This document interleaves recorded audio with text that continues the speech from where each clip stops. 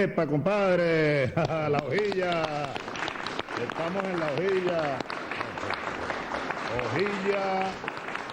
hojilla, ¿cómo es que dice la propaganda aquella, Nicolás? Hojilla, raspa pa'lante, que duran hasta que aguante. Mario, ¿qué tal? ¿Cómo está la hojilla hoy, chicos? Anoche te estábamos viendo, Fidel no se pierde la hojilla, Fidel no se pierde la hojilla.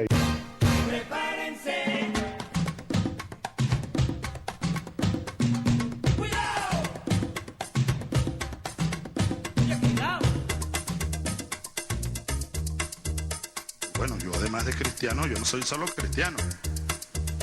Yo soy un revolucionario y también soy marxista. Asumo el marxismo. Revolución es sentido del momento histórico. Es cambiar todo lo que debe ser cambiado. Es igualdad y libertad plena. No se trata de solo de hablarlo y proclamarlo, hay que construir el socialismo, nuestro socialismo en el siglo XXI, en Venezuela, en el marco de América Latina y en el marco de los acontecimientos mundiales.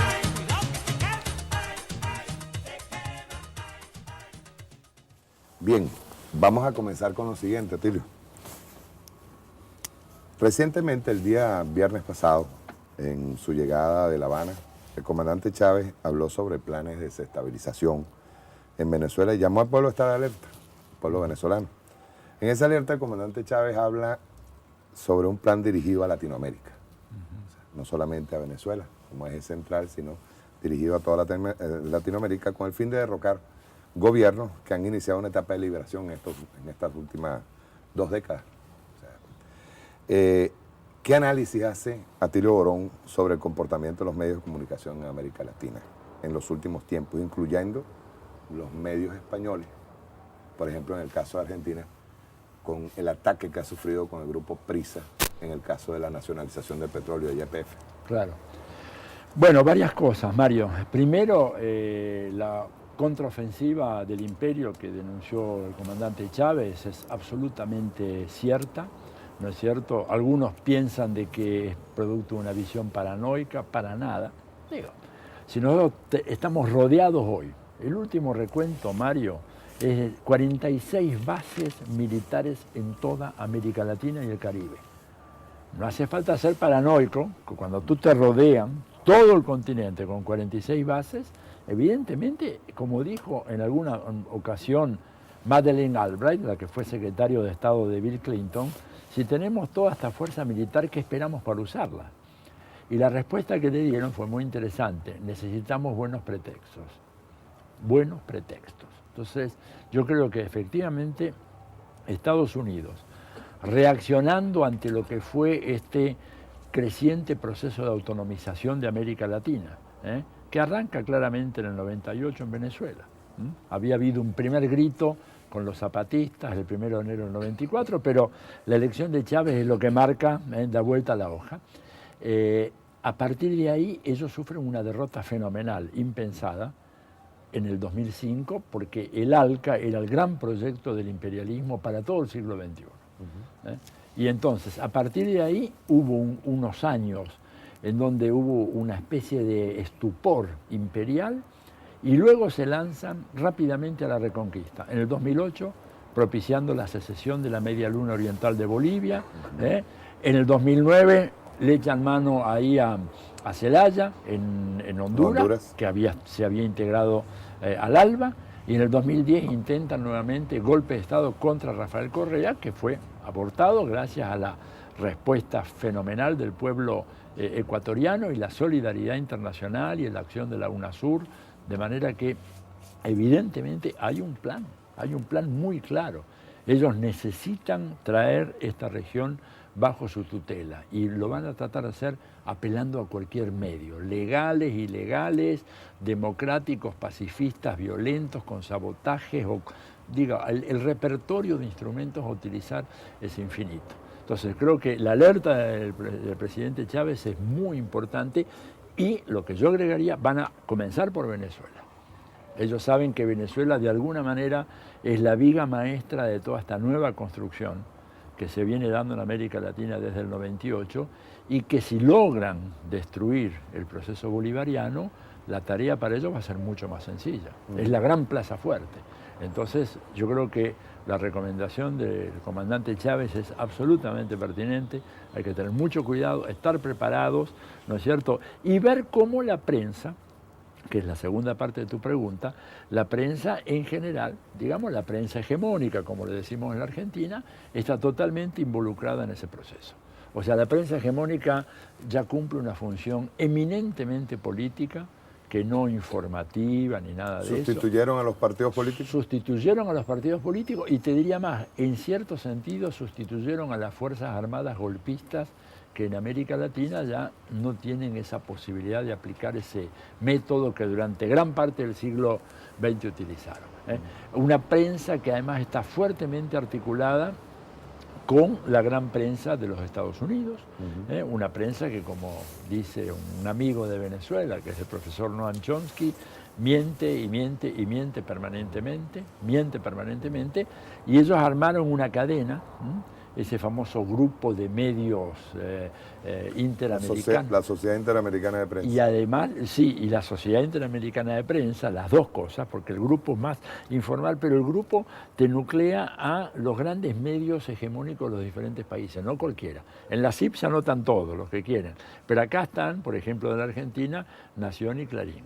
Y tenés el Mercurio en Chile, el Comercio en Lima, etc. Un grupo muy selecto, articulados con el País de España y con el Grupo Prisa, que entonces financian actividades para esa troupe que todos los años recorre América Latina, comandada por Mario Vargas Llosa, por su hijo Álvaro, por Carlos Montaner, por todos los personajes de la derecha más reaccionaria de América Latina que vienen trabajando de manera sistemática y ejerciendo un notable control sobre la prensa, la agenda que la prensa establece, las opiniones que se forman, tendientes a demostrar de que en América Latina hay algunos puntos oscuros que deben ser removidos y ese punto oscuro tiene como epicentro la Venezuela bolivariana. Una pregunta, porque me quiero detener en algo que usted me dijo ahora. Me dice que ya los golpes de Estado no son tradicionales, no son con las Fuerzas Armadas. No. ¿Verdad? ¿Tienen capacidad los medios de comunicación hegemónicos? ¿Tienen capacidad como para...? Porque le hago esta pregunta porque en Venezuela ellos dicen que la única forma de hacer un golpe de Estado es con las armas, con los militares de cada nación. Ahora, ¿cómo y de qué manera los medios de comunicación provocan un golpe de Estado? Bueno, primero creando climas de opinión, campañas de terror, ¿no es cierto?, que hacen que la población, a la larga, por más que tú trates de tener una prédica en contrario, la prédica de los medios es muy, muy, muy fuerte. Pero además, hoy en día, fíjate que no se habla mucho en la prensa, ha habido por lo menos un golpe de Estado muy, muy fuerte en Europa, que fue en Grecia. Recuérdame lo que pasó en Grecia. En Grecia, cuando viene el Banco Central Europeo y le exige al gobierno de Papandreou, que era el gobierno del Partido Socialista, un socialismo muy decafeinado, ¿verdad?, entre nosotros, tenía muy poco socialismo. Pero Papandreou tuvo la pésima idea para el Banco Central Europeo y para la señora Merkel, tal vez recordándose de que Grecia fue la cuna de la democracia y de la oración fúnebre de Pericles y todo aquello, dijo, bueno, voy a consultar al pueblo a ver qué opina sobre este programa de ajuste.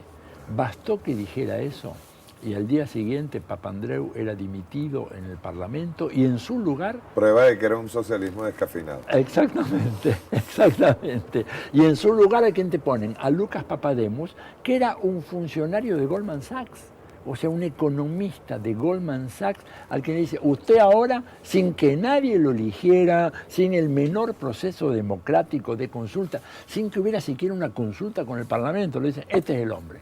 Y ahí te lo ponen a Papademos. Y en Italia hicieron algo parecido. Y justo un grupo que entra en que es culpable de la crisis de la crisis capitalista de Norteamérica. Absolutamente, absolutamente. Y ellos te ponen su gente de confianza, como hicieron de manera un poquito más educada en Italia, pero volvió a ser, digamos, el gobernante electo, que a mí no me gustaba para nada, era Berlusconi.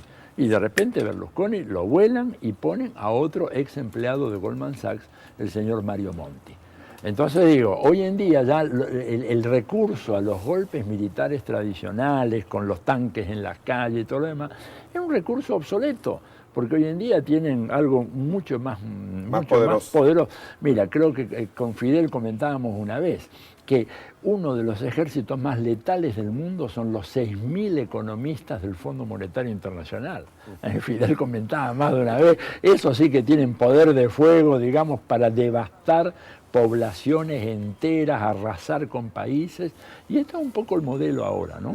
Dicen por allí, como decía un infausto señor en Venezuela, dice: yo especulo pero doy empleo. Es más o menos ese. Más o menos esa la Una cosa, y hablando ya de los medios de comunicación, vamos a hablar de libertad de expresión. Sí. Usted dijo que Hillary Clinton es el eslabón perdido entre las aves carroñeras y la especie humana, sin embargo le cerraron el Facebook. Bueno, pues por estamos hablando del país que se jacta, claro, incluso nos exige, claro, que tenemos que respetar la libertad de expresión. Que ese fue un episodio increíble, porque a las pocas horas que yo dije eso, y lo dije cuando vi y me indignó el corto video, es un videito de 10 segundos donde ella le notifican a alguien al oído, le dicen: sabemos de que Gaddafi ha sido linchado y asesinado, y ella se rió. Y entonces hizo un comentario, ahí me pareció a mí que era realmente algo absolutamente increíble. Bueno, y fíjate que quedé totalmente desconectado durante 5 días del Facebook, y no había manera de que pudiera volver a entrar yo, ¿no? Además hicieron esto de tal manera perversa que cualquier gente que no fuera yo decía: bueno, Atilio no está subiendo nada al Facebook ahora, no debe tener nada que decir, no debe tener ninguna opinión. En realidad era yo el que no podía entrar y podía hacer ninguna modificación. Se lo hackearon. Se lo hackearon. Y además me dijeron, fíjate que cuando empecé a protestar, recién empezaron a hacerme caso cuando apareció una nota de denuncia que yo saqué en varios medios electrónicos, en Europa y en América Latina. Entonces me mandan una carta escrita en inglés, diciéndome: miren, lo lamentamos, etcétera, pero si usted quiere hacer algo, diríjase a nosotros, pero hágalo en inglés, incluso me dicen, ¿verdad? Yo les respondo en inglés, y entonces al cabo del tiempo salta el hispano que está por ahí, que en correctísimo español me dice, me da toda clase de explicaciones, y bueno, y a las pocas horas me rehabilitaron. Es decir, estaríamos hablando de una herramienta que está siendo utilizada ahora por revolucionarios en el mundo. Así es. Resulta que es controlada por el imperio cuando aparentaba ser una herramienta libre y neutra, claro, y neutral para todos los revolucionarios. No, claro, está muy controlada. Mira, como toda la internet está muy controlada. Yo creo que por eso nosotros tenemos que utilizar ese instrumento. Haríamos muy mal en no utilizarlo, pero tenemos que tener conciencia muy clara de que acá está el gran hermano vigilándonos. Fíjate que hay una cosa muy interesante que se sabe muy poco. Hace cosa de 4 o 5 años hubo una gran conferencia sobre el tema de internet, que creo que tuvo lugar en Marruecos, o en Marruecos creo que fue, ¿verdad? Y en donde los europeos le pidieron a Estados Unidos tener el control de uno de los 4 superordenadores que regulan todo el tráfico mundial de comunicaciones vía internet. Uno de los 4, y se los negaron. O sea, los 4 superordenadores que regulan el tráfico mundial de internet están radicados en Estados Unidos, y los norteamericanos no confían siquiera en los europeos para compartir uno de los 4. Digo, esto te dice todo, ¿no? Este es un buen tema que lo vamos a tocar luego, sobre todo cuando hablamos de organismos obsoletos, caso ONU, caso OEA. Claro. Sin embargo, Fernando Buenabad propuso recientemente tratar de articular una especie de cumbre de los presidentes para tratar el tema de la comunicación, incluso para poder articular de qué manera se podría hacer una articulación en el caso de América Latina para defensa del ataque permanente que tienen los medios de comunicación, las transnacionales, sobre todo norteamericanas. Mira, yo creo que sería muy importante la idea de Buenabad, que es un hombre muy estudioso y muy prestigiado, ¿verdad?, como uno de los grandes especialistas del tema. Ojalá que pueda calar hondo en la sensibilidad de los presidentes latinoamericanos. Yo creo que ese es un gran déficit que tenemos nosotros, y es que en general los gobiernos de izquierda, los gobiernos que pretenden transformar este mundo tan cruel e inhumano, en general no han tenido cómo manejar bien el tema de las comunicaciones. Esto es un tema reiterado que viene de muy antiguo.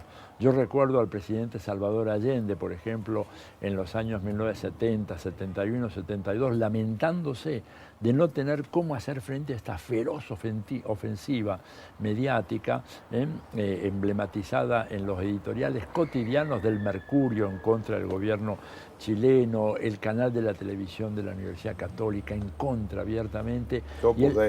Opus Dei, y él decía, bueno, ¿qué es lo que podemos hacer? ¿Cómo podemos hacerlo, verdad?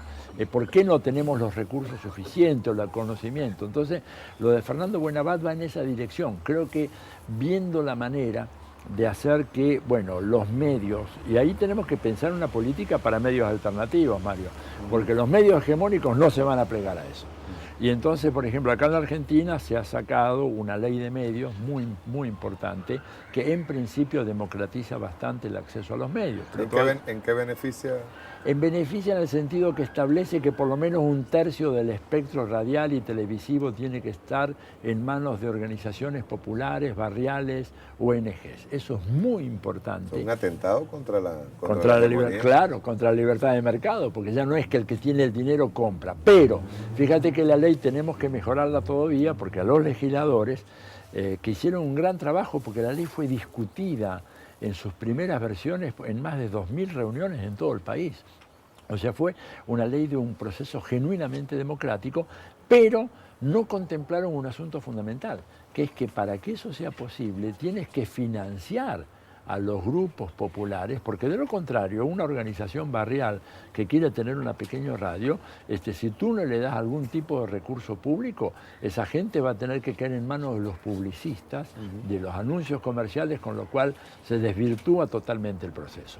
Por eso digo yo, tenemos que avanzar. Hemos dado un gran paso adelante en la Argentina, pero lamentablemente hay que seguir dando otros más, porque la lucha es permanente. ¿Estaríamos hablando de un cambio cultural? Y yo creo que sí. ¿Dentro de los medios de comunicación? Absolutamente, sí, no. Porque hay un problema, y yo creo que siempre corremos el riesgo de que caigamos en la misma forma en que se hace medio, copiando el modelo burgués, copiando el modelo de la hegemonía de los medios. Claro, precisamente por eso tenés que garantizarle al 1/3 que está en manos de las organizaciones populares, por ejemplo, que ellos no tengan que tener locutores profesionales, que no tengan que tener la gente que maneja toda la aparatología, que sea el trabajo propio de ellos y que el estilo de comunicación y la forma de comunicación se adecue a las necesidades y al ambiente local. Yo creo que eso es lo fundamental. Pero les faltó a nuestros legisladores, tan interesados estaban en plantear realmente un modelo alternativo, ver un poquito que para hacer estas cosas se necesita dinero. Y esa gente a veces no tiene el dinero suficiente. Pero creo que si se produjera esto que dice Buenabad, es decir, que los presidentes se pusieran de acuerdo, que tuviéramos una legislación que democratizara en todos los países y que le diéramos a los sectores que hoy en día apenas pueden hacer oír su voz, la capacidad de hacer oír su voz con equipos propios, con un estilo cultural propio, haríamos un salto enorme. Y fíjate que la prensa hegemónica está muy preocupada por eso. Ahora, yo repito lo mismo. Hay que hacer un salto en cuanto a materia de comunicaciones, no solamente respaldándonos en lo cultural, sino cambiar los mecanismos, porque siempre los medios de comunicación, y después vamos a hablar de lo que es capitalismo y socialismo, siempre los medios de comunicación van a tratar de imponer criterios que pueden afectar incluso a estos colectivos. Claro. O sea, ¿por qué? Por la copia. Claro. Por lo que se llama un poco tal vez el estilo exitoso de ciertos medios. Entonces, se le llama exitoso, por ejemplo, a la venta de un producto. A la venta. Este caso. El famoso rating. Acá se llama el rating. Exacto. Entonces te dice, bueno, si tú quieres hacer algo que no tenga el formato que garantiza el rating, eso no va a tener ningún impacto. Lo que pasa es que no te dan nunca la chance de hacer un estilo de televisión o un estilo radial alternativo, porque cuando se da la ocasión, la respuesta es muy buena. Bueno, La Hojilla es un ejemplo de ello, en el medio televisivo venezolano, ¿no es cierto? Que rompe un poco con el esquema ese tan rígido que normalmente se ve incluso en los canales progresistas de países como Bolivia, como Ecuador, ¿verdad? Pero que de todas maneras parecería que hubiera un único formato. No hay un único formato. Sí, es igual que cuando hablamos del código de ética del periodista, por ejemplo. Así es. Si hablamos del código de ética del periodista, ¿de qué ética estamos hablando cuando los periodistas obedecen en este caso, a los dueños, a una sola persona dueño, que es la que impone la línea editorial. Así es, y el que te dice qué se publica, qué no se publica, cómo se publica, si le vas a dar espacio, si no le das espacio, digo, el periodista ahí queda reducido a un empleado impotente que no puede siquiera modificar algunas cosas muy elementales, ¿verdad?, de su propia labor como periodista. Fidel hablaba de la batalla de las ideas, ¿no formaría parte? Uy, sí, claro. La batalla de las ideas es fundamental. Fíjate que el neoliberalismo ha sido un fracaso rotundo en todos los países. Fíjate el caso de Chile, ¿verdad?, que siempre lo habían empaquetado, un caso de marketinerismo político notable. Aparecía como el modelo exitoso, sean como Chile, sean como Chile. Y de repente, hace 2 años, empezó toda esa oleada de grandes movilizaciones. Primero fueron los pingüinos, ¿no es cierto?, los jóvenes de la secundaria, y luego los universitarios, y luego, como muy bien dice Camila Vallejo y Carol Cariola, que estuvieron ahora dando vueltas, creo que por Cuba y creo que también por Venezuela, son las 2 grandes líderes del movimiento estudiantil. Dice, lo nuestro ya no es un movimiento estudiantil, un movimiento de masa, un movimiento popular en favor de la equidad, de la justicia, de la igualdad. Habiendo el neoliberalismo, claro, generó, imagínate, unas ganancias fabulosas para las grandes empresas. Hay un dato muy significativo que salió hace poco tiempo. Durante la presidencia de Ricardo Lagos en Chile, las grandes empresas mineras exportaban aproximadamente, remitían ganancias del orden de los 5.000 millones de dólares al año.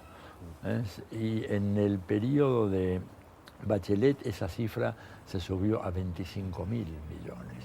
O sea, una cifra extraordinaria, ¿verdad?, producto de la bonanza de los precios de los minerales, pero eso no se derramó hacia abajo. ¿Y por qué no se derramó? Bueno, porque la teoría neoliberal es falsa. Es decir, no hay derrame, hay ganancias que se acumulan, se remiten a las casas centrales. Lo mismo nos pasó acá a nosotros en la Argentina con YPF o YPF, como le decimos acá, ¿verdad?, en donde la empresa tuvo ganancias durante más de 10 años y remitió a su casa matriz en Madrid, en un país donde no hay una gota de petróleo, el 92% de las ganancias obtenidas a lo largo de 10 años. Eso es por eso. Ahora, pero pese a ese fracaso del neoliberalismo, ¿por qué Fidel llama la batalla de las ideas? Porque queda un sustrato ideológico fuertemente consensual de que en realidad es el modelo que funciona, es el modelo que da éxito, es el modelo que te da equilibrio fiscal, que controla la inflación, que redistribuye, y no es cierto. Pero ganaron la batalla de ideas. Nos convencieron, por ejemplo, de que las empresas estatales son todas ineficientes y corruptas y andan mal.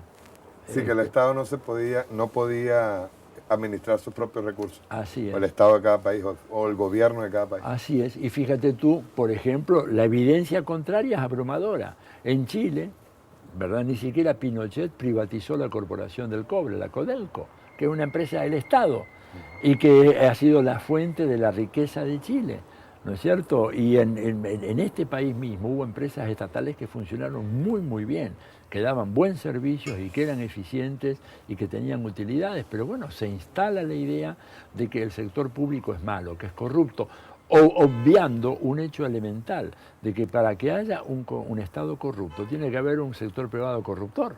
Digo, no se puede entender, ¿verdad?, el fenómeno de la corrupción. Tú dices, mire, el Estado está lleno de corruptos. Bueno, pero ¿quién lo está corrompiendo? ¿Quién es el que le da el dinero? ¿Quién es el que solicita el favor? ¿Quién es el que solicita esto o lo otro?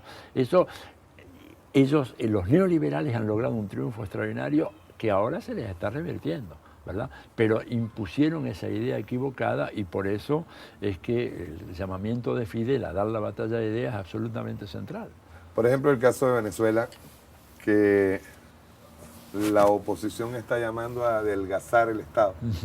Adelgazar el Estado implicaría privatizaciones, claro, implicaría incluso la eliminación de emisiones, implicaría la eliminación de recursos hacia el factor social, que es en el que está empeñado el comandante Chávez, la revolución bolivariana, de seguirlo,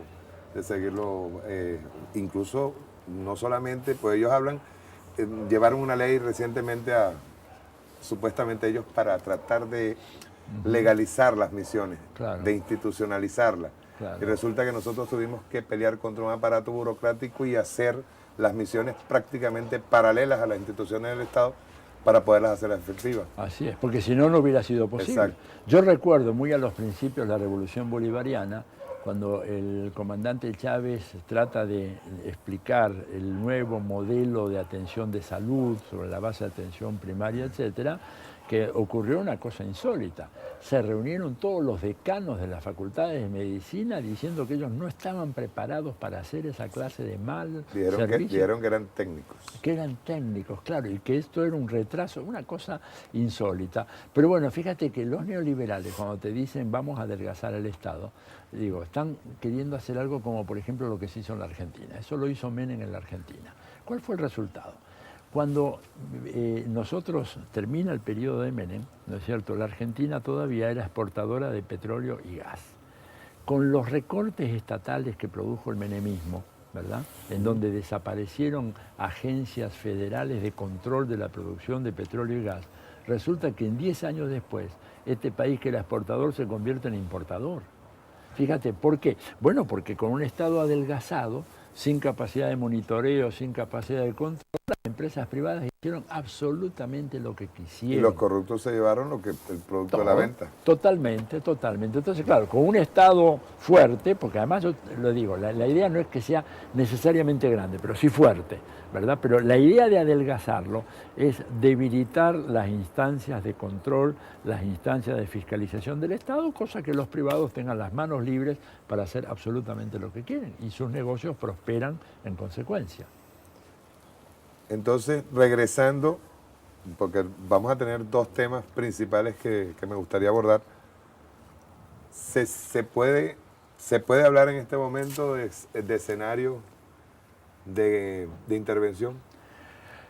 Mira, no me cabe ninguna duda que los estrategas de Estados Unidos, en el Pentágono, en el Departamento de Estado, en la CIA, tienen varios escenarios de intervención en América Latina a mano. No hay ninguna duda. Sería ingenuidad de nuestra parte pensar que esa gente se ha resignado, ¿no es cierto?, a ver una América Latina que progresivamente avanza en la creación de instancias como la UNASUR, como la CELAC. Ellos no pueden permitir eso. Y no pueden permitir eso porque su propia supervivencia está en cuestión. Yo quedé muy impresionado cuando hace unos años leí un informe que hizo un alto jefe de la Fuerza Aérea de los Estados Unidos en un comité del Senado, una de esas famosas audiencias o hearings, como ellos le llaman, y en donde este hombre decía que Estados Unidos era altamente dependiente de ciertos minerales estratégicos, ¿verdad?, que eran fundamentales no solo para la defensa de Estados Unidos, sino, él dijo, para el mantenimiento del modo americano de vida. Y cuando enumeró esos 10 países, 7 de los 10 eran países de América Latina. ¿Te das cuenta? Entonces, esto es muy importante porque Estados Unidos siempre juega, ¿no es cierto?, con nosotros diciendo, no, a nosotros ustedes no nos importa, América Latina es irrelevante. Escuchás a estos imbéciles que están ahí en la Subsecretaría de Asuntos Interamericanos diciendo, ustedes vienen detrás de Medio Oriente, de Asia Central, de Europa, de Extremo Oriente, y después tal vez en quinto lugar o sexto lugar. El presidente Obama no tiene tiempo de perder en minucias tipo Venezuela, Brasil, Argentina. Dicen eso. Y los políticos colonizados que tenemos en América Latina y los intelectuales colonizados que tenemos en América Latina repiten ese discurso. A lo cual yo digo, bueno, si eso fuera cierto, si América Latina es tan irrelevante, que me expliquen por qué la primera doctrina de política exterior que elabora Estados Unidos en 1823, antes de la batalla de Ayacucho, es sobre América Latina. Y la segunda la elaborarían recién en 1918, que es para Europa. Es decir, ¿y por qué lo hacen? Bueno, porque para ellos esto es la retaguardia fundamental. Primera política exterior, primera doctrina de política exterior de esa joven República Norteamericana, antes de que la República Norteamericana se convierta en un imperio, es para América Latina.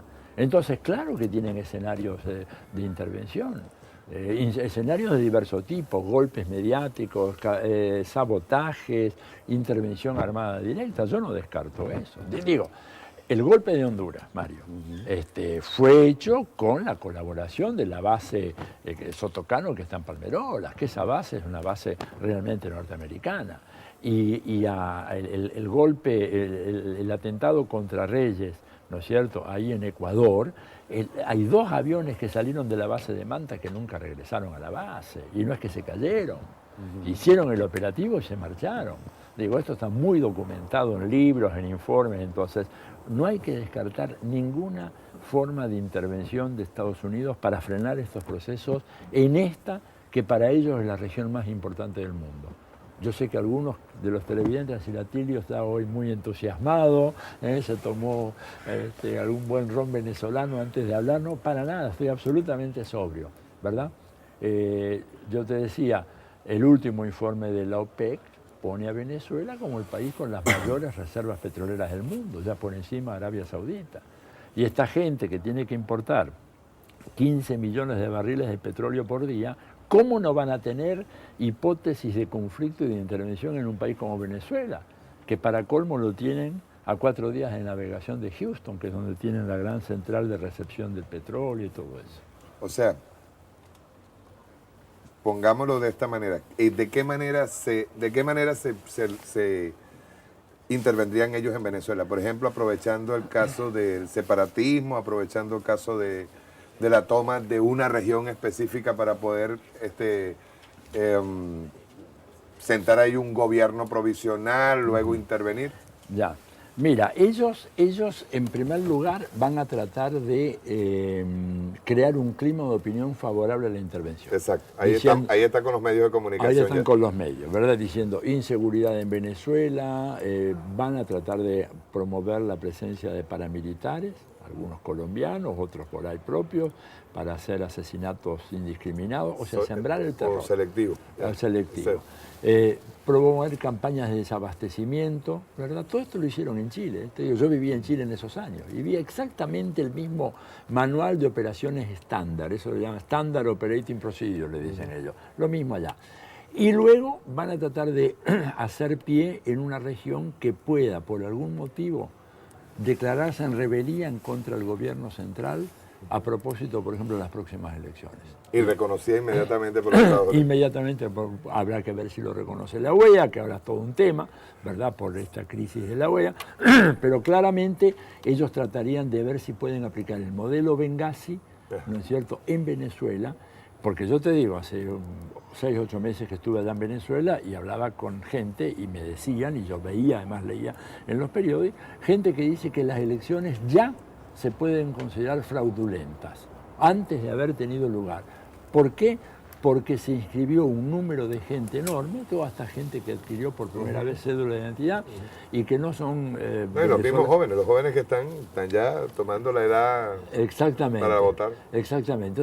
Entonces van a desconocer cualquiera que sea el resultado, salvo que sea, digamos, un resultado de una paliza enorme que sufra la derecha, en cuyo caso tendría que tener más cuidado. Pero si el resultado es relativamente estrecho, te digo relativamente estrecho, digo algo así como más o menos 5 puntos, 6 puntos, entonces ellos evidentemente van a tratar de que ese resultado se desconozca, una región con tradición de autonomismo y de separatismo como el Zulia se declara en rebeldía y anda a saber qué es lo que hacen. Claro, acá no tienen la OTAN como tenían en Europa, les va a ser más difícil. Van a tener que venir ellos, ¿verdad? Mandar tropa propia. Cosa que no les ha gustado ya últimamente, hacen sus ataques aéreos primero, claro, para evitar... Con los drones y todo eso. Su opinión pública se lamenta inmediatamente si hay decesos en la fila. En las filas norteamericanas. O sea, les va a resultar muy difícil, pero lo que yo diría es que nosotros tenemos que tener previsto esa eventualidad y una respuesta concreta para sofocar esa eventualidad. Fíjate, o sea, tenemos que manejar el escenario de una intervención. Absolutamente. Y prepararnos para un escenario. Sería de una enorme imprudencia que el gobierno bolivariano no considerara esa hipótesis. Y fíjate lo que pasó en Girón, las enseñanzas de Girón. Esto los cubanos lo vieron muy bien. Si ahí se armaba una cabeza de playa y duraba 2 o 3 días, llamaban a la OEA y al poco tiempo tenías ahí un enclave y a partir de ahí una guerra civil, andas a saber qué cosa. Entonces se impone tener mucha claridad y actuar con mucha celeridad, un tiempo que se mide en horas y no en días. Caso Cuba, caso Venezuela, caso Ecuador, Argentina misma. O sea, podemos decir que hay movimientos revolucionarios que están emergiendo, a pesar incluso hasta de las circunstancias. No podemos decir que estamos diciendo que estamos construyendo, estamos tratando de crear las condiciones, pero van a seguir arremetidas mucho más fuertes contra Cuba, contra Venezuela, contra Argentina, contra Ecuador, Bolivia. Sin la menor duda, contra Brasil mismo. Imagínate, Brasil es el país que está más rodeado de bases militares junto con Venezuela de la región. Y yo creo, te digo, que acá ha habido un fracaso histórico, monumental de la Cancillería brasileña, que se dejó engañar por los Estados Unidos con estas promesas demagógicas de que le vamos a dar a Brasil un asiento permanente en el Consejo de Seguridad, ¿no es cierto? Y entretuvieron a toda la Cancillería brasileña y mientras se iban detrás de esa finta, les iban llenando de bases militares. Mira, tienen las colombianas, que está dirigida contra Venezuela, pero también contra Brasil. Claro. La base de Palanquero, el objetivo fundamental de Palanquero no es ir a Maracay o llegar al Zulia, es ir hacia el sur, y en el sur está Brasil. Y después tenés las dos bases que hay en Paraguay, y la base que tienen en Iquitos, en Perú, que les dio Alan García, y las bases que le están dando en la Guayana Francesa, y de remate tienen la isla Ascensión, ¿no es cierto?, en medio del Atlántico, pero que tú en 4 días de navegación con buque de guerra llega a la costa brasileña, y tienen las bases de la OTAN en las Malvinas. Y en el medio, entre Ascensión y las Malvinas, está el gran depósito brasileño de petróleo llamado Presal. ¿Te das cuenta que entonces no es que vienen solo por Venezuela, Argentina? Ellos quieren básicamente controlar el corazón de toda Sudamérica. Estarían controlando allí recursos energéticos, hídricos, hábitat, gas, petróleo, minerales estratégicos, alimentación, biodiversidad, que es la madre de muchas de las grandes industrias del mundo actual. Toda la ingeniería genética, la farmacéutica se basa en eso. Entonces vienen por eso. Y por eso todas esas bases militares. Además, fíjate qué coincidencia. La Cuarta Flota, que ni siquiera se activó en medio de la crisis de octubre, ¿te acuerdas? Con el año 62, cuando parecía 62, que íbamos a una guerra mundial termonuclear entre la Unión Soviética y Estados Unidos. Esa base, esa fuerza que permaneció en su apostadero, se puso en movimiento 2 semanas después que el presidente Lula anunciara el descubrimiento del gran yacimiento petrolífero submarino de Brasil. Digo, entonces es evidente que los mensajes son de una claridad meridiana. No podemos nosotros ignorar de que están enfocándonos para preparar en algún momento un ataque. Bien, seguimos acá con Atilio Orón desde Buenos Aires, Argentina. Atilio, decíamos en la primera parte que íbamos a hablar sobre ciertos organismos que han, yo diría, perdido caducidad. Perdón, han caducado. Caso específico, organizaciones como la Organización de las Naciones Unidas, la OEA, que han venido imponiendo sus criterios. O sea, criterios, y lógicamente por lo que nosotros vamos observando, son manejados desde el imperialismo norteamericano. O sea, desde el imperio. ¿Qué es la ONU actualmente? ¿Qué es la OEA actualmente? Y yo voy a tratar de referirme a nuestra separación, ahora recientemente aprobada por la Asamblea Nacional, de la Corte Interamericana de Derechos Humanos. La Corte Penal Internacional como un instrumento de disuasión, incluso hasta de ataque en contra de países que pudieran estar montándose en un proceso de liberación. Ya. Mira, la ONU es básicamente una institución que refleja el mundo que existía a la salida de la Segunda Guerra Mundial, ¿verdad? Un mundo en donde tenías tú las dos grandes superpotencias, la Unión Soviética y Estados Unidos, aliados de los Estados Unidos, como Francia, como Gran Bretaña. China, que mucha gente se olvida, entró tardíamente al Consejo de Seguridad. Estaba Taiwán, que era, ¿verdad?, un apéndice de los Estados Unidos. Recién en la década de los 70, si no tengo mal, 71 o 73, ingresa China, la República Popular, al Consejo de Seguridad. Pero es una institución que tiene una impronta profundamente antidemocrática. Es decir, surgió de un hecho violento, de un hecho militar, surgió como producto de la Segunda Guerra Mundial y quedó como una especie de estatuto de los vencedores, establecido ahí durante 60 años, perdiendo la legitimidad que tenía en sus primeros años. Sobre todo a medida que se vio que la parte más representativa de las Naciones Unidas, que es la Asamblea General, manifestó su total impotencia para dirigir la organización. Y la organización la dirige el Consejo de Seguridad.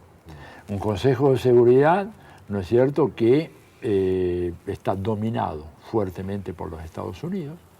Incluso en la época en que existía la Unión Soviética, el número de vetos que ejercía los Estados Unidos a las resoluciones de Naciones Unidas era superior al que en su momento ejercía la propia Unión Soviética.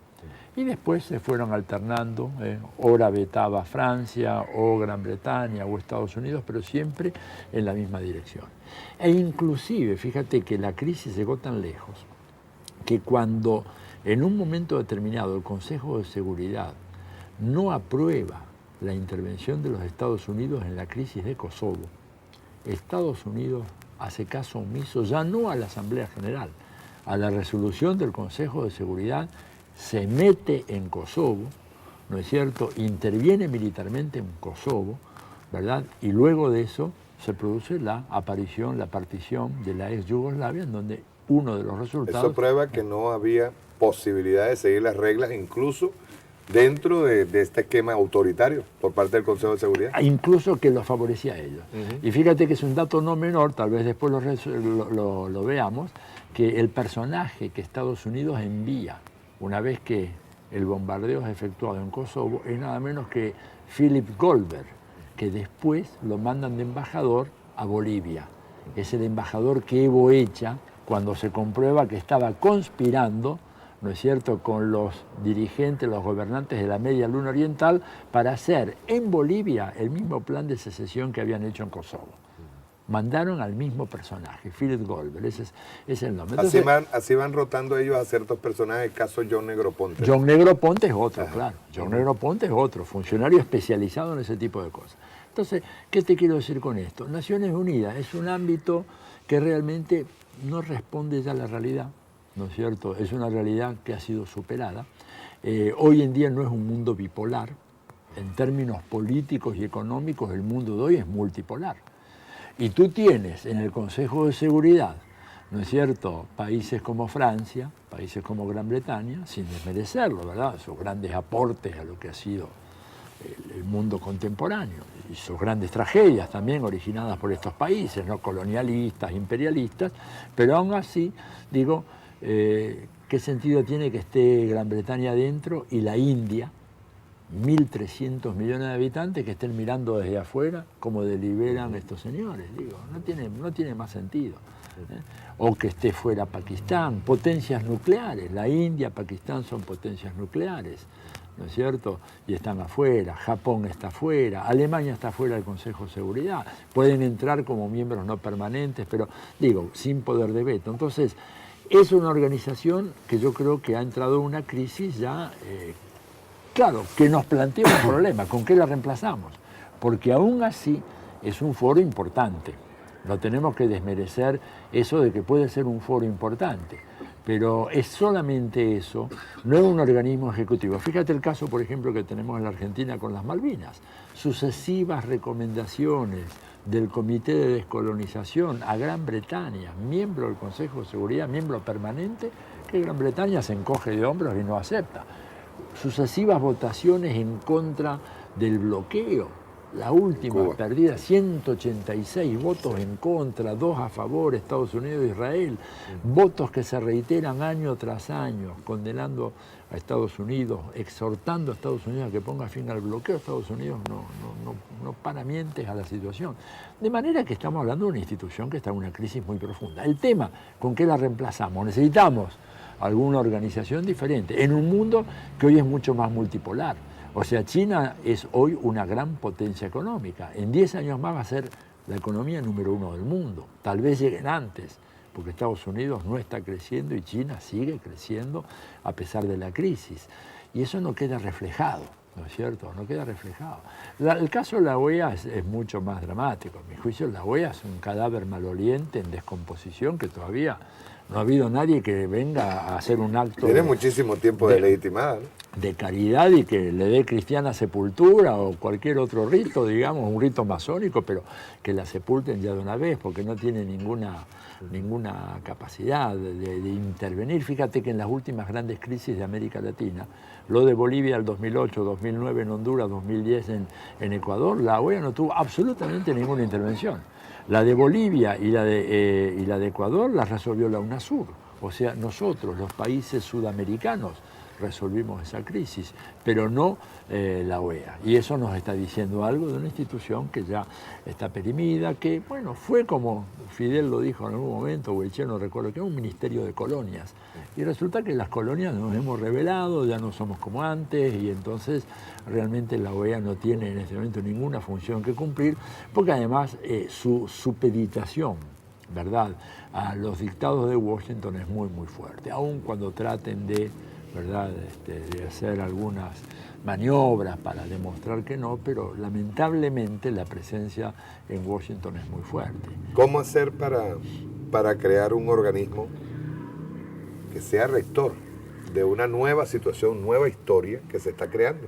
Porque hay un problema, el neoliberalismo dejó sus estructuras, Sí. Las dejó allí. Sí, claro. Se está haciendo una revolución con esas estructuras, Sí, se está haciendo revolución en Latinoamérica con esas estructuras vivitas y coleando. Sí, sí. ¿Cómo hacer para crear un mecanismo de cambio, un cambio cultural, económico, social?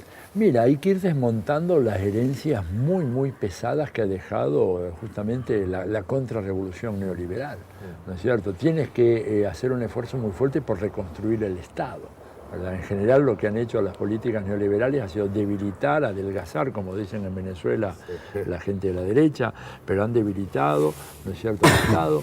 Han desjerarquizado a los servidores públicos, ¿verdad?, que han sido en general satanizados, concebidos como holgazanes, como vagos, como empleados que van a trabajar al Estado, no porque tienen una vocación de un servicio a la comunidad, sino porque quieren un trabajo fácil.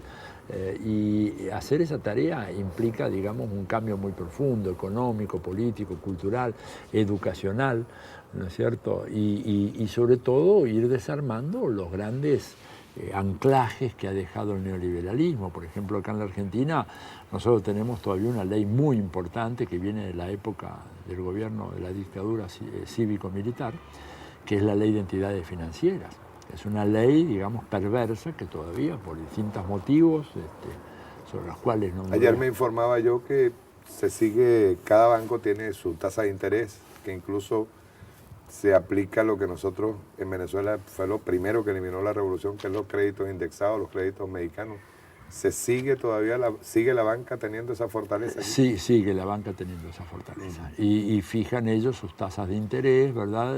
Tenemos, porque bueno, esa pieza legal todavía no ha podido ser removida. Yo creo que debería ser removida cuanto antes, porque realmente tiene enormes perjuicios para la economía argentina. Acá, fíjate que acá, por ejemplo, los bancos en este país, esta otra de las herencias del neoliberalismo, la banca privada maneja la masa salarial de los empleados públicos en la Argentina.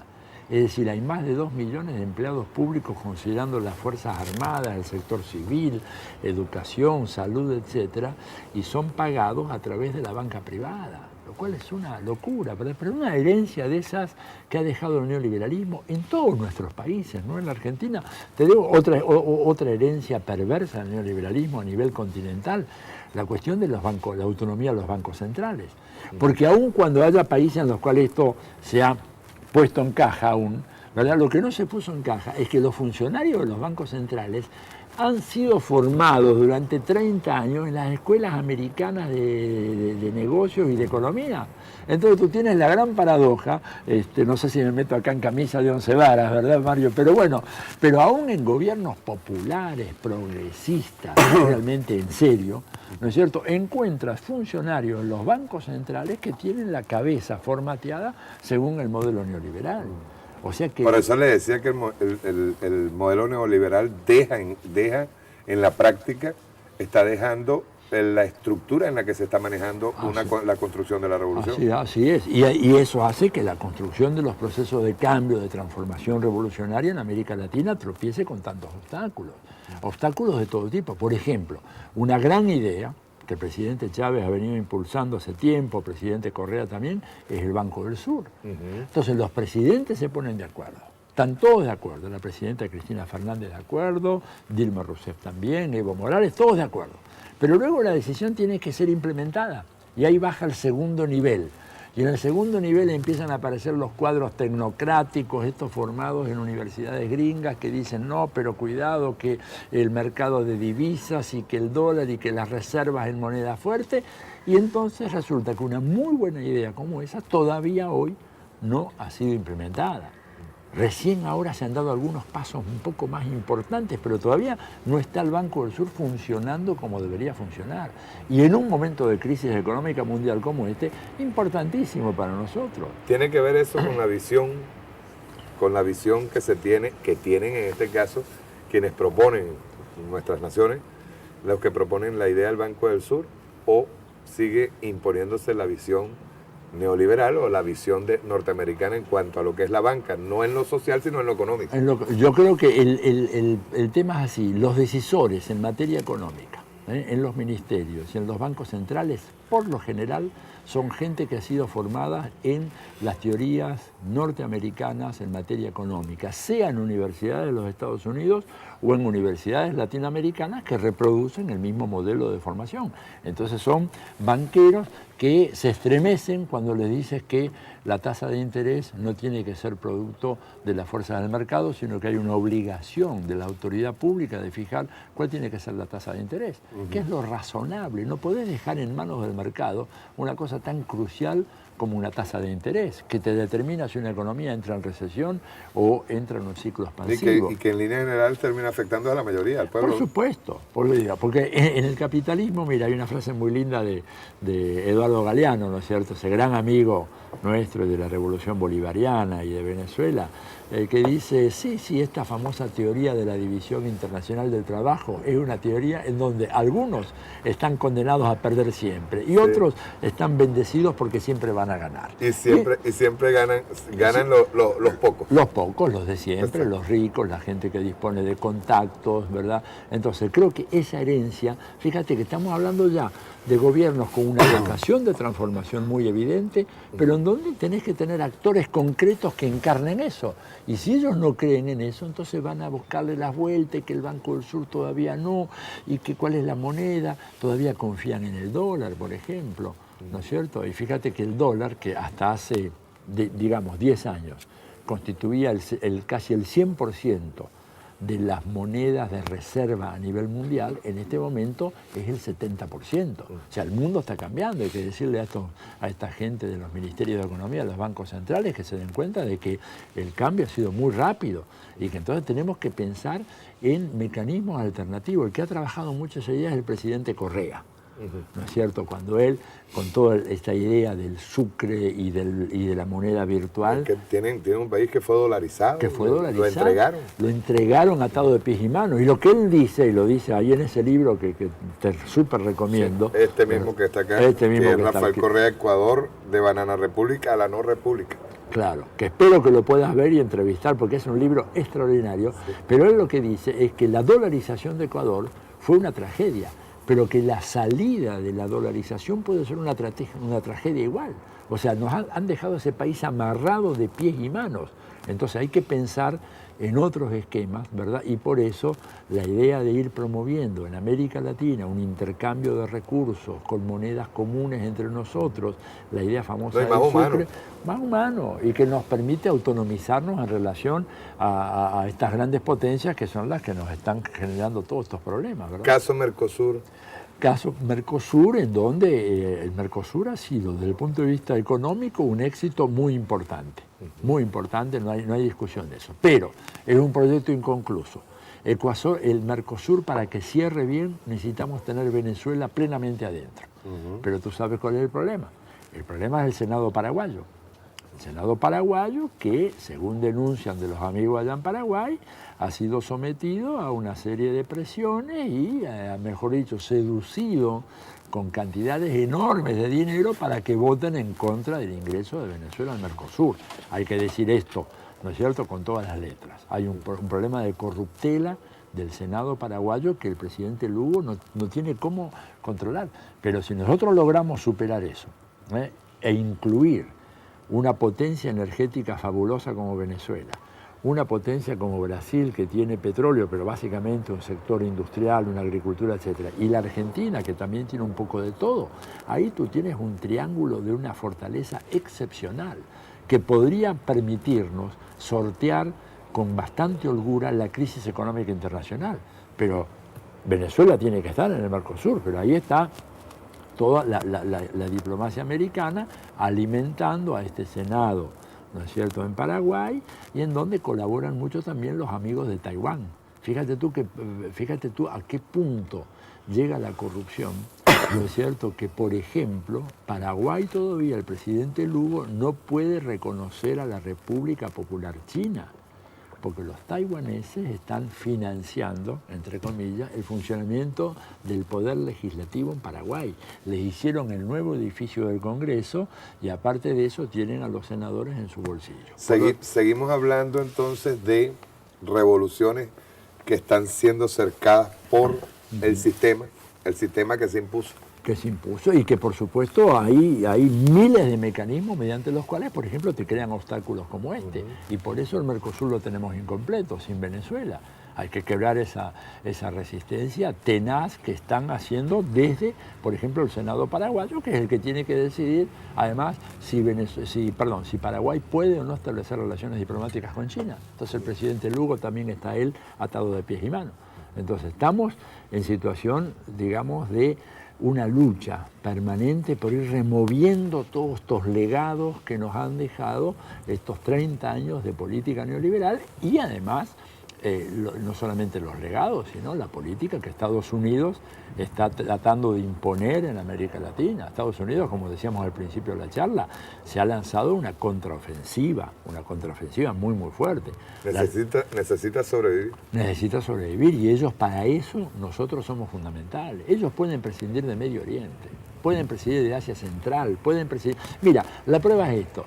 Puede haber golpes de Estado, puede haber revoluciones donde sea en África y en Asia Meridional. Estados Unidos sí va a manifestar algo, etcétera, pero ir a mandar tropas como hicieron acá para remover al régimen de Arbenz en Guatemala en el año 54, ¿verdad? Fíjate tú, o lo que hicieron con la isla de Grenada, ¿no es cierto?, en el 83. Panamá en el 89, la operación Irán Contra. Estados Unidos, por controlar un país centroamericano con Nicaragua, hace que un altísimo funcionario con sede en la Casa Blanca, estoy hablando del coronel Oliver North, se encargue de organizar una operación de narcotráfico y tráfico ilegal de armas, la famosa operación Irán Contras. O sea, fíjense hasta qué punto llega la desesperación del imperio por controlar una región tan poco importante como nosotros. Que dicen ellos es poco importante. Que dicen ellos tan poco importante, que meten a un funcionario con oficina en la Casa Blanca a organizar una operación con las mafias del narcotráfico y las mafias del tráfico de armas. ¿Para qué? Para financiar a los contras que estaban combatiendo a la revolución sandinista. Entonces estamos en presencia de fenómenos de esta naturaleza que demuestran las enormes dificultades que se interpongan en el camino hacia un proyecto emancipatorio, como igual, de todas maneras, estamos avanzando en América Latina. La utilización de en este caso de las organizaciones Corte Interamericana de Derechos Humanos, ya. Corte Internacional Penal, ahorita Corte Penal Internacional. Ahora mismo usted me está hablando de varios ejemplos en donde se violan sistemáticamente los derechos humanos. Ajá, así es. Por parte de Estados Unidos. Sin embargo, ¿dónde está esa Corte Interamericana de Derechos Humanos? ¿Dónde está la Corte Penal Internacional? Un George Bush, un Obama, al admitir guerras genocidas, está violando. Absolutamente. Está violando los derechos humanos. Ahora, absolutamente. ¿Dónde están esas organizaciones? Bueno, pero esas organizaciones funcionan unidireccionalmente. funcionan tan solo en contra de los países que se oponen a los Estados Unidos. No funcionan, por ejemplo, Henry Kissinger es un criminal de guerra. Sin embargo, en ningún momento a la Corte Penal Internacional se le ocurrió citarlo para declarar. ¿A quién querían citar? A Muammar el Gaddafi, por ejemplo, cuando estaba a punto de ser linchado por esa turbamulta que vimos nosotros lo que pasó, ¿verdad? Esto habla claramente de un doble estándar. O sea, esas organizaciones son... Igual que vimos a Muammar al-Gaddafi reuniéndose con sus ejecutores, al principio. Así es, así es. Ahora fíjate, hay una buena noticia en todo esto, que es la salida de Venezuela de la Corte Interamericana de Derechos Humanos. Ahora, para eso tienen que primero denunciar, creo que están haciendo eso, denunciar la Convención Americana de Derechos Humanos, ¿verdad? Porque tú no te puedes salir de la Comisión y de la Corte si primero no denuncia. Y Venezuela lo puede hacer, tiene todo el derecho. Además hay un dato muy significativo. Estados Unidos, un poco lo que demostramos ahí en aquel libro, El lado oscuro del imperio, Estados Unidos no es signatario de la Convención Americana de Derechos Humanos. Fíjate tú... Pero lo utiliza. Lo utiliza, fíjate tú la desfachatez. Se crea un instrumento jurídico para la protección de los derechos humanos, lo firman casi todos los países de América Latina, Estados Unidos no lo firma. Y por lo tanto, ¿qué significa esto? Que no se somete a la jurisdicción de la Corte Interamericana de Derechos Humanos, pero sí utiliza esa convención para tratar de mandar a Venezuela, a Bolivia, a Ecuador, a acusarlos de violaciones a los derechos humanos sobre la base de una convención que Estados Unidos no ha ratificado. Fíjate tú eso tumba la tesis, incluso de abogados constitucionalistas y abogados internacionalistas que dicen que Venezuela no puede salirse de la Corte Interamericana de Derechos Humanos porque es directamente vinculada a la OEA. No, de ninguna manera. Estados Unidos está en la OEA y no está en la Corte Interamericana de Derechos Humanos. O sea, lo único que tiene que hacer Venezuela para salirse es denunciar la Convención Americana de Derechos Humanos, lo puede hacer con una simple nota del presidente Chávez, ¿verdad? Y poniendo como considerando, dado que países como Estados Unidos y como Canadá no son signatarios de la Convención Americana de Derechos Humanos, nosotros, en pleno uso de la soberanía del Estado Nacional Venezolano, optamos también por retirarnos. Y a partir de ahí, automáticamente, la obligación de aceptar las investigaciones de la Comisión Interamericana y de la Corte Interamericana de Derechos Humanos cesan por naturaleza propia.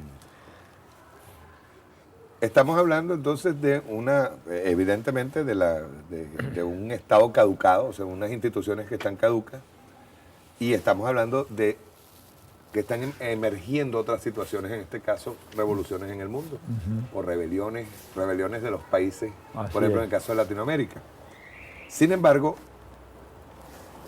debemos entender que también desde la ONU y desde la OEA y desde estas organizaciones, Corte Interamericana de Derechos Humanos, se sigue imponiendo un criterio a un mundo nuevo, un mundo que está emergiendo con otro tipo de visión, incluso que rompe aquello de que el capitalismo era el fin de la historia. Claro. Sí, evidentemente que hay una especie de inercia institucional, ¿no es cierto? Hay una inercia institucional en donde esas instituciones creadas hace 40, 50 años atrás, 60 años atrás, siguen ejerciendo todavía su influencia en los asuntos cotidianos de nuestra América. Pero creo que ya es hora de ir creando nuevas instituciones. Por ejemplo, la UNASUR es un ejemplo muy importante. La UNASUR y la serie de instituciones vinculadas a la UNASUR, como el Consejo Sudamericano de Defensa, que es muy importante, ¿no es cierto? ¿Por qué? Porque la OEA hacía que todos los países de América Latina tuvieran como única hipótesis de conflicto internacional la agresión extracontinental, que sin decirlo, pero entre líneas se sabía que era de la Unión Soviética. Resulta que en el año 1982... De allá hacia acá. Y del año 1982, el que viene, ¿no es cierto?, a agredirnos, es Gran Bretaña, producto de la intervención argentina en las Malvinas. Sería otra historia analizar eso, pero lo cierto es que en función del tratado que existía, el Tratado de 1947, el famoso TIAR, Tratado Interamericano de Asistencia Recíproca, en ese momento Estados Unidos tendría que haber se ha puesto del lado de la Argentina a repeler la invasión británica. Hizo todo lo contrario. Con lo cual, evidentemente, ese mundo, como tú decías recién, caducó.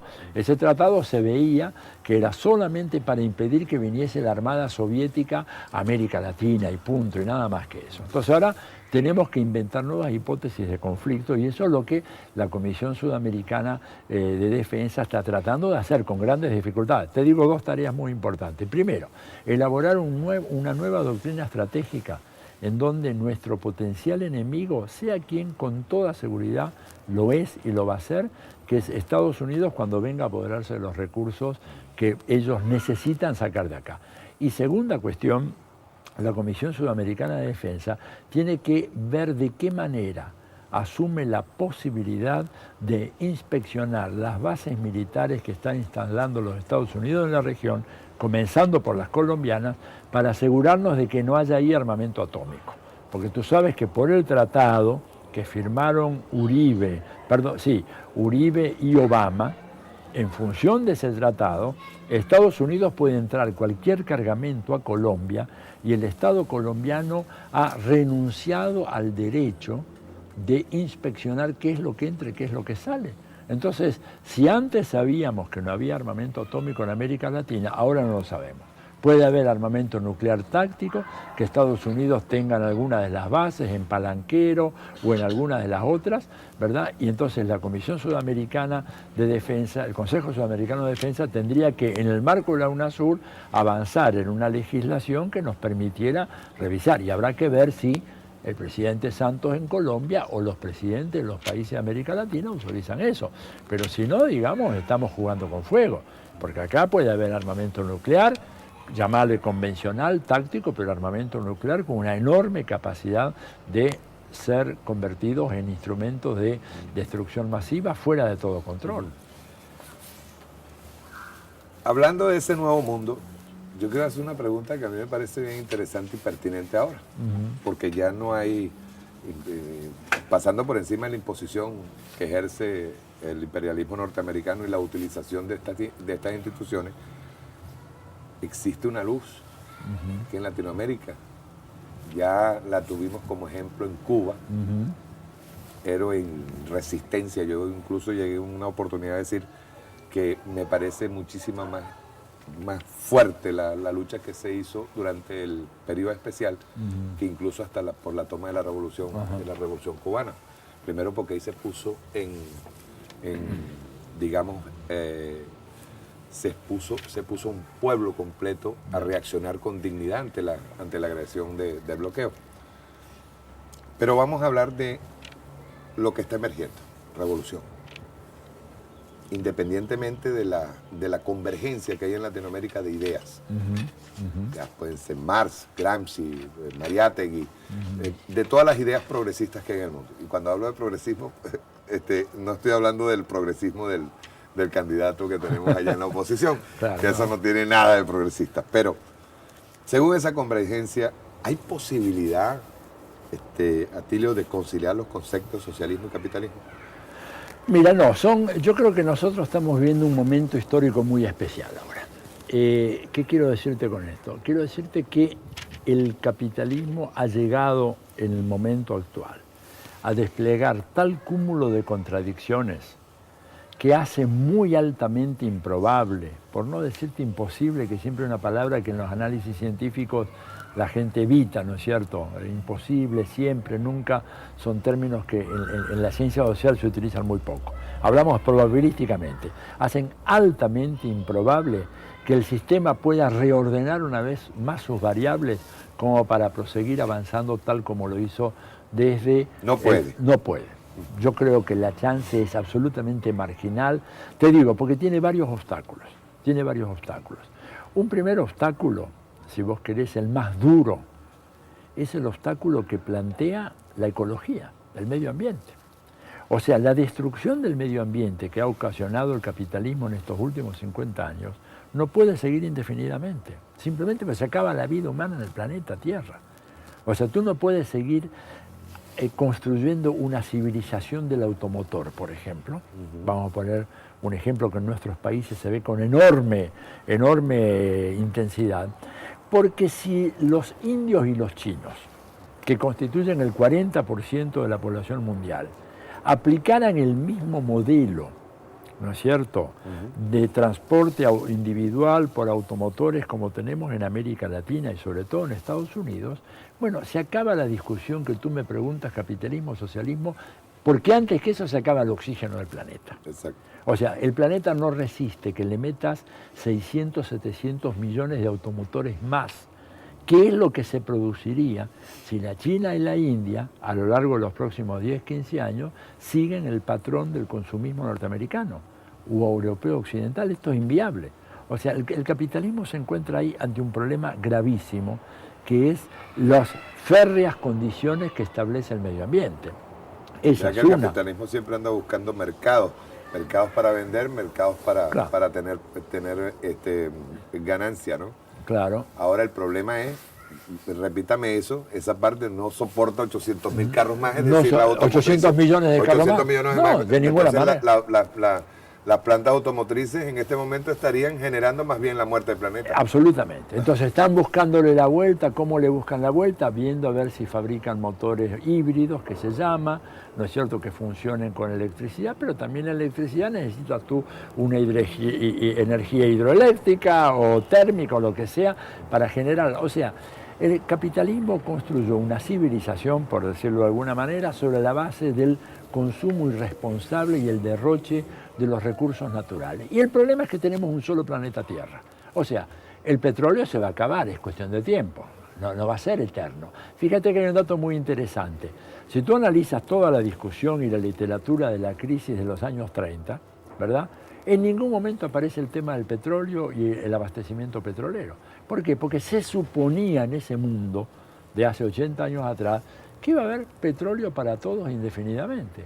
Hoy en día, aún los más optimistas, te dicen que a lo máximo tenemos 45 años de uso de petróleo sobre la base de que no haya un salto en la demanda petrolera, pero todos los analistas te dicen de que el salto se está produciendo, obviamente, porque en la medida en que los chinos incorporan 30, 40 millones de personas más por año al mercado de consumo y la mayoría de ellos te compra automóviles y los indios hacen otro tanto, bueno, será cuestión de tiempo de que esa curva, ¿verdad?, supere totalmente la oferta. Entonces tenemos que ir hacia una reconversión de la matriz energética, cosa que es dificilísima, pero además que tienes que derrotar intereses muy poderosos, porque imagínate las grandes petroleras norteamericanas, ¿no es cierto?, o toda la gran industria que gira en torno al petróleo, a los automóviles en los Estados Unidos, lo que no va a hacer para frustrar cualquier tentativa de buscar una matriz energética alternativa a la del petróleo.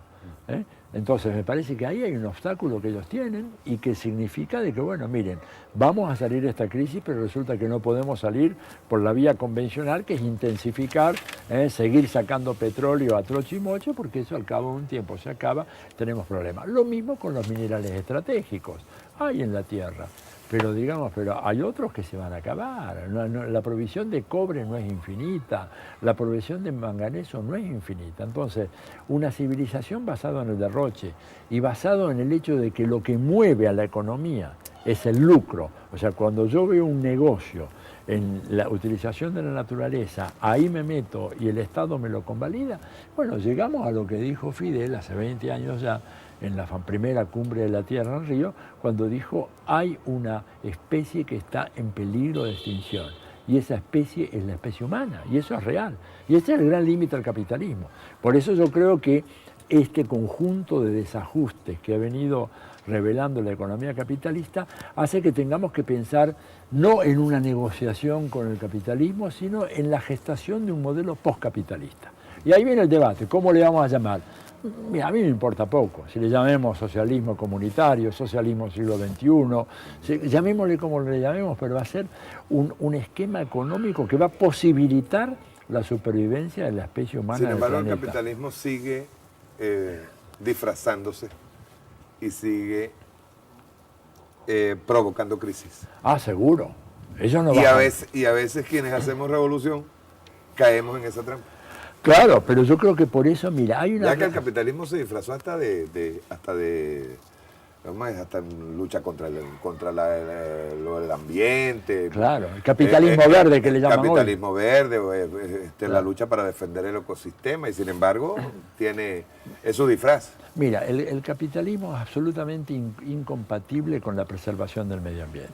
Porque para el capitalismo el medio ambiente es una mercancía más a la cual hay que utilizar lo más rápido posible y obtener la más alta rentabilidad posible. Y entonces eso lo que pasa es que hay límites geográficos y límites naturales que la ecología le pone a esta expansión del capitalismo. Lo mismo, digamos, la utilización del agua. Entonces tienen un problema muy grave. Digamos, ¿cómo ha sobrevivido ciudades? Alimentación. Alimentación. Claro, claro. Entonces digo, fíjate que la utilización irracional de los recursos lleva a que, por ejemplo, ahora estaba viendo hace poco un video hecho en los Estados Unidos por los ecologistas anticapitalistas, en donde los tipos demuestran cómo el Gran Cañón del Colorado, que había sido horadado por la acción de millones de años de un río muy caudaloso, que era el río Colorado, hoy el río Colorado no llega al Pacífico. Se termina diluyendo en las arenas del desierto del sudoeste de los Estados Unidos, porque ya es un hilito de agua. Pero ahora, claro, ¿qué han hecho? Han inventado esa ciudad fantasma de Las Vegas, ¿verdad? Dilapidando un recurso precioso como es el agua, porque sin el agua no podemos vivir. Podemos vivir sin el petróleo, pero no podemos vivir sin el agua. Sin embargo, lo han desperdiciado de tal manera. Entonces yo creo que hoy en día el capitalismo tropieza con una frontera ecológica que es infranqueable. Ellos, fíjate que lograron salvaguardar sus intereses en contra de las resistencias sociales, armando dispositivos de distinto tipo que permitieron engañar a la gente y hacer posible que la gente aceptara el capitalismo, pero la naturaleza no acepta el capitalismo. Entonces tenemos que pensar en otro sistema, en un sistema postcapitalista en donde la lógica de funcionamiento no sea la ganancia, sino el bienestar colectivo. Eso es lo que va a tener que tener en cuenta este nuevo modelo económico que se está gestando de a poco en América Latina, en estas experiencias que estamos viendo en Venezuela, en Ecuador, en Bolivia, lo que estamos viendo en Cuba, que son tentativas de buscar una forma de organización económica, social, regida por bienes comunes, por el bienestar público y no por la ganancia, porque ya hemos visto a dónde nos lleva la ganancia. Pero se hace más evidente las vueltas que está dando el capitalismo para seguir sobreviviendo. Sí, seguro. Tiene poder, está herido, pero tiene el poder de frenar la revolución que tiene que hacerse. Yo creo que ellos van a tratar, hasta ahora están tratando de frenarla, de desviarla, de distorsionarla. Tienen todavía mucho poder por eso de la ideología que decíamos al principio, ¿verdad? En donde les permite a ellos engañar a la opinión pública, manipular a la opinión pública, desalentar a los partidarios de la revolución. Tienen enormes recursos para cooptar revolucionarios, ¿verdad? Fíjate tú la cantidad de gente que antes era de izquierda y que se pasó a la derecha, ¿verdad? En procesos realmente increíbles, en donde te seducen. Incluso llegó a disfrazar de revolucionario gente que iba a presidencia y después traicionaron completamente lo que veía el pueblo, ¿no? Lo que veía el pueblo. Entonces, ellos tienen todavía muchos recursos, no hay que subestimarlos y hay que tomar en cuenta aquello que decía el Che, no confiar en el imperialismo ni un tantito así, no se le puede confiar nada. Una cuestión, vamos a pasar a algo más personal. Su relación con Fidel, ¿estuvo recientemente en esa reunión con él?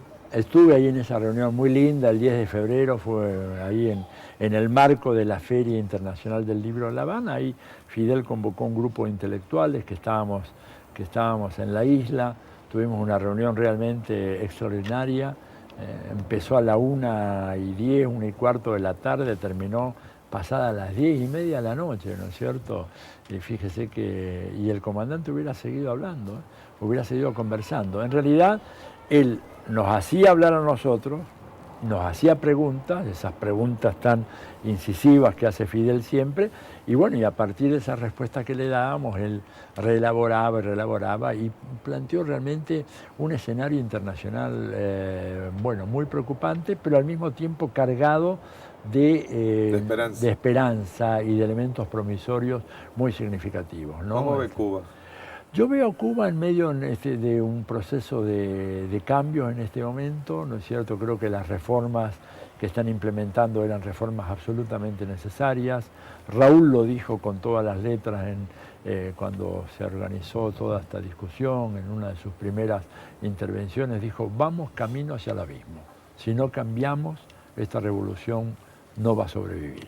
Y Fidel ya en el famoso discurso que hizo ahí en la Facultad de Derecho en el 2005, ¿verdad? Cuando ahí se celebraban, creo que 50 años de su ingreso, o 60 años de su ingreso a la facultad, dijo que esta revolución no la van a derrotar los enemigos de afuera, sino internamente, por nuestra incapacidad de cambiar y de enfrentar los problemas. Creo entonces que Cuba está iniciando una reforma que es muy importante, que es muy necesaria. Fue una revolución que fue extraordinariamente generosa, ¿no es cierto?, en su igualitarismo. No ha habido nada igual en la historia universal, ¿no es cierto?, y en donde por un afán humanista, pero así de carácter hiperbólico ya en su humanismo, no se estableció ninguna clase de diferenciación, por ejemplo, entre el trabajador responsable, austero, que realmente asumía con patriotismo su compromiso laboral, y aquel que era un holgazán. Los dos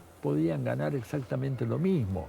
Y yo creo que eso fue una interpretación excesivamente generosa de la naturaleza humana y de los seres humanos, y que a la larga tuvo una consecuencia económica sumamente negativa. Lo mismo que el esquema que, bueno, que de alguna manera era inevitable en el contexto de la crisis y el bloqueo bestial a que ese país fue sometido durante más de 50 años, que fue un poco la adopción de un esquema de organización económica, de planificación económica ultracentralizada, que desgastó demasiados recursos del Estado. Siempre decía, yo no veo nunca por qué, qué sé yo, una economía cubana tenía que tener una empresa estatal de fontaneros para hacer destapaciones de cañerías y ese tipo de cosas. O sea, yo creo que ahora prevalece un criterio diferente, una economía más social, una economía con una fuerte raigambre cooperativa, ¿no es cierto?, admitiendo que algunas actividades los privados la pueden hacer,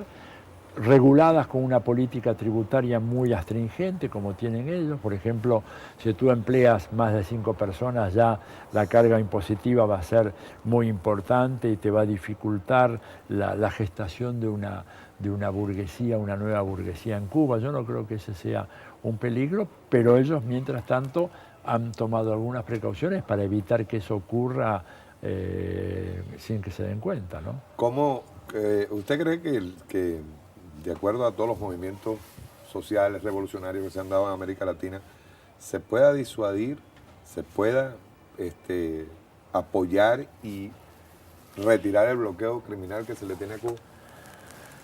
Yo creo que, no sé, creo que es muy difícil, creo que es muy difícil porque el sector, digamos, esta mafia terrorista... ¿Se provocarían ahora bloqueos hacia gobiernos en el caso de Venezuela, el caso de Ecuador, el caso de Bolivia? Yo no estoy tan seguro que en el caso de Ecuador, Bolivia y Venezuela va a haber ciertamente tentativas de sabotaje y de bloqueo, pero nunca una cosa tan integral. Lo que pasa es que para la derecha de los Estados Unidos, ¿no es cierto?, Cuba es un territorio irredento que tiene que ser incorporado, ¿verdad?, al espacio territorial norteamericano. Un mal ejemplo. Un mal ejemplo que hay que erradicar, y además de algo que es nuestro. Ellos están convencidos.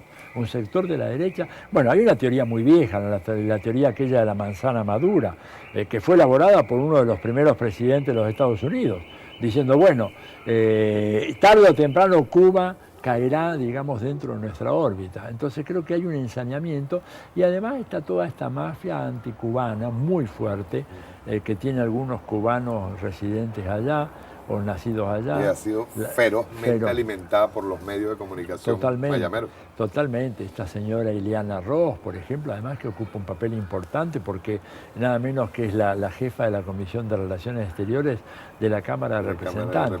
Yo creo que tendría que haber un cambio muy, muy significativo en los Estados Unidos, que primero, no puede hacer ningún presidente norteamericano en su primer turno. O sea, la chance es que uno que sea reelecto y en el segundo turno vamos a ver si tienen las agallas suficientes para poner fin a una situación que no solamente es injusta, es criminal, sino que incluso ofende a la mejor tradición política norteamericana. Hay muchos norteamericanos que no son reaccionarios y fascistas y gusanos y realmente quieren tener relaciones normales con Sin Cuba. embargo, ese grupito ahí en Miami Sí, es llega estratégico. a ser tan peligroso Claro. que destruye la carrera política de cualquiera Oye, que vaya en contra de eso. O logran la elección de Bush, que había Eso, perdido la sí, elección sí, popular, terrible. y la resolvieron en Miami, en Florida. O sea, ese grupo es muy importante. Sí. Ahora, yo creo que Ya sí, la elección de Bush y Ronald Reagan han sido dos cosas, pero terribles. terrible, es terrible. Sí. Pero Bush en realidad que había perdido la elección popular y que inclusive si los votos de Florida se iban para otro lado, ganaba Al Gore, y estos tipos hicieron todo el arreglo para imposibilitar ese resultado. O sea, es un grupo muy poderoso. Ahora, yo creo que, vuelvo a repetir, esta es una chance que solamente tienen los presidentes en el segundo turno, porque si es en el primero la maquinaria esa que se pone en marcha es muy fuerte, y aún así lo veo muy, muy difícil, ¿no? Yo creo que es muy difícil. Cuba ha aprendido a vivir con el bloqueo, por eso los países de América Latina tenemos una obligación muy grande de ser solidarios con Cuba, que es nuestra hermana, que está siendo agredida, ofendida, violentada por los Estados Unidos, y bueno, y ellos han dado pruebas de que pueden sobrevivir, ¿no es cierto? Ecuador.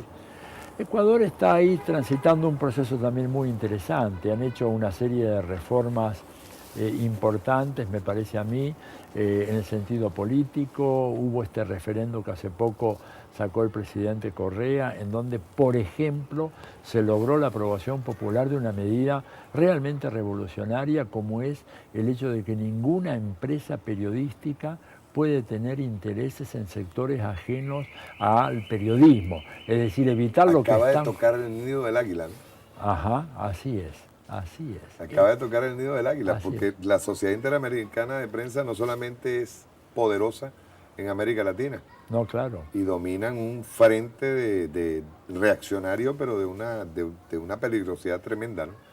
Pero es Correa quien toca con esa nueva ley Claro, los intereses de los medios hegemónicos. claro, porque les dicen, mire, ustedes quieren hacer periodismo, hagan periodismo, ni un problema, pero la empresa periodística no puede tener inversiones en petróleo, en minería, en agricultura, en la banca, porque ahí ya no se vale, eso no es periodismo, eso es simplemente lobby empresarial a favor de la empresa.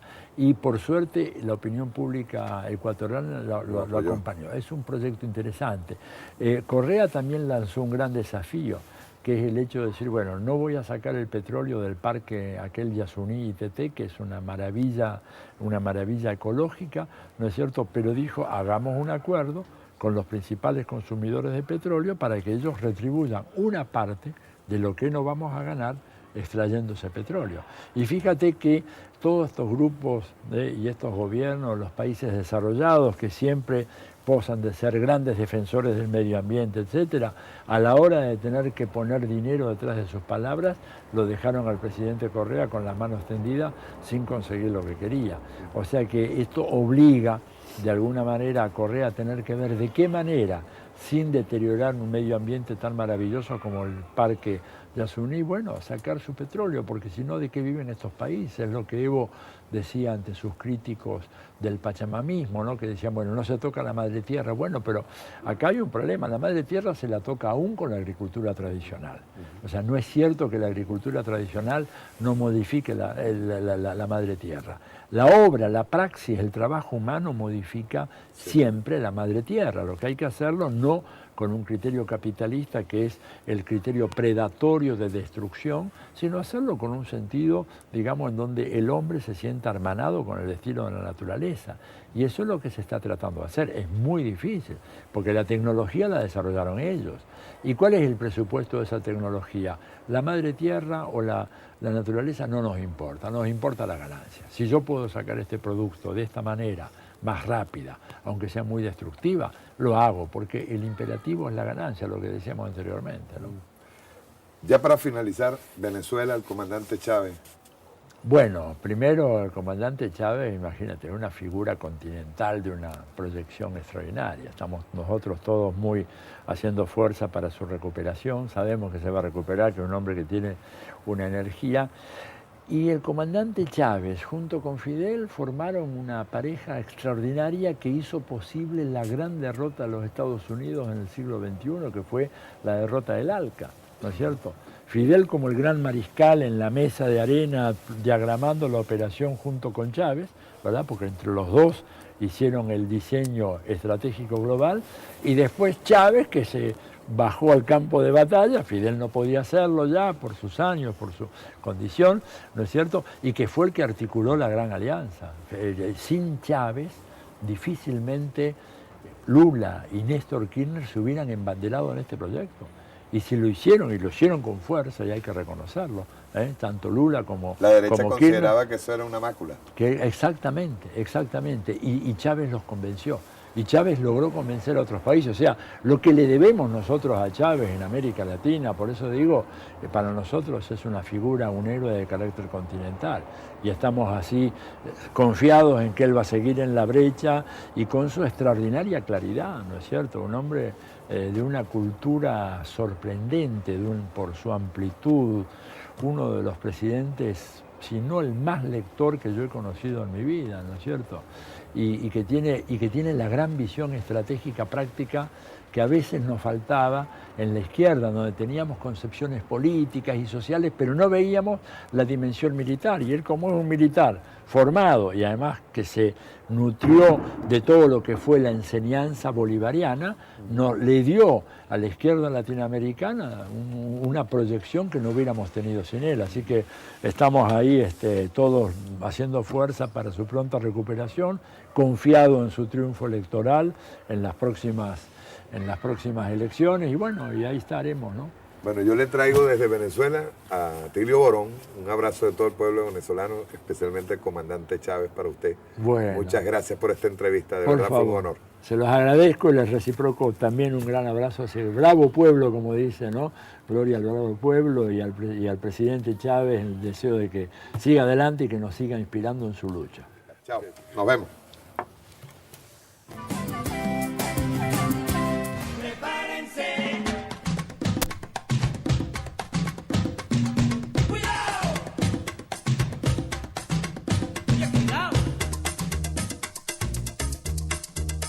Bueno, yo además de cristiano, yo no soy solo cristiano.